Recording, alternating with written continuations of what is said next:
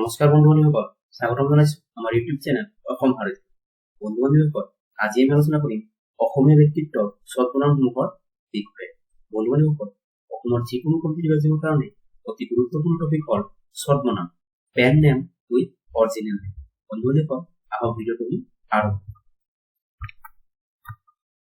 প্ৰথম আছে অগ্নিকবি কাৰ ছদ্মনাম? অগ্নিকবি কমলাকান্ত ভট্টাচাৰ্যৰ ছদ্মনাম। নেক্সট আছে অসম কেশৰী কাৰ ছদ্মনাম? অসম কেশৰী অম্বিকাগিৰি ৰায়চৌধুৰীৰ ছদ্মনাম। নেক্সট হ'ল অভিনয়চাৰ্য কাৰ ছদ্মনাম? অভিনয়চাৰ্য ব্ৰজনাথ শৰ্মা ছদ্মনাম। নেক্সট হ'ল উপন্যাস সম্ৰাট কাৰ ছদ্মনাম? উপন্যাস সম্ৰাট ৰজনীকান্ত বৰদলৈৰ ছদ্মনাম। নেক্সট হ'ল ত্যাগবীৰ কাৰ ছদ্মনাম? ত্যাগবীৰ হেমচন্দ্ৰ বৰুৱা ছদ্মনাম। নেক্সট হ'ল ফণিত কোঁৱৰ কাৰ ছদ্মনাম? ফণিত কোঁৱৰ গজেন বৰুৱাৰ ছদ্মনাম। নেক্সট হ'ল সিংহপুৰুষ কাৰ ছদ্মনাম? সিংহপুৰুষ ৰাধা গোবিন্দ বৰুৱাৰ ছদ্মনাম। শেৱালি কবি কাৰ ছদ্মনাম? শেৱালি কবি ৰত্নকান্ত বৰকটকীৰ ছদ্মনাম। নেক্সট প্ৰশ্ন হ'ল সংগীতাচাৰ্য কাৰ ছদ্মনাম? সংগীতাচাৰ্য লক্ষ্মীৰাম বৰুৱাৰ ছদ্মনাম। নেক্সট হ'ল সাহিত্যৰথী কাৰ ছদ্মনাম? সাহিত্যৰথী লক্ষ্মীনাথ বেজবৰুৱাৰ ছদ্মনাম। নেক্সট প্ৰশ্ন হ'ল সাহিত্যৰত্ন কাৰ ছদ্মনাম? সাহিত্যৰত্ন চন্দ্ৰধৰ বৰুৱাৰ ছদ্মনাম।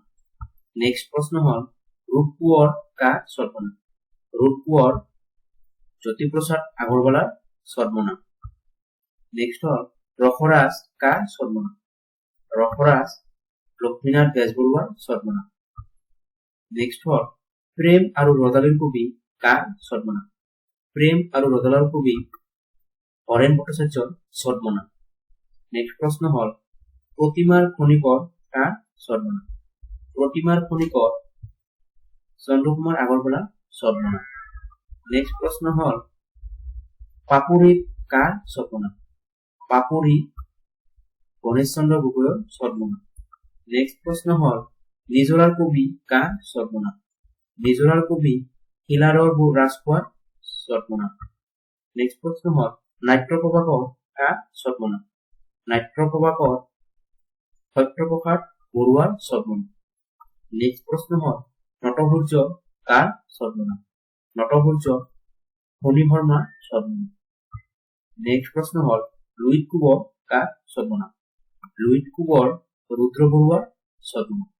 বন্ধু বান্ধৱীসকল, ইতিমধ্যে আমি 20টা ছদ্মনাম আলোচনা কৰিম।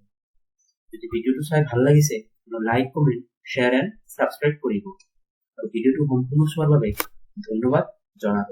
Thank U.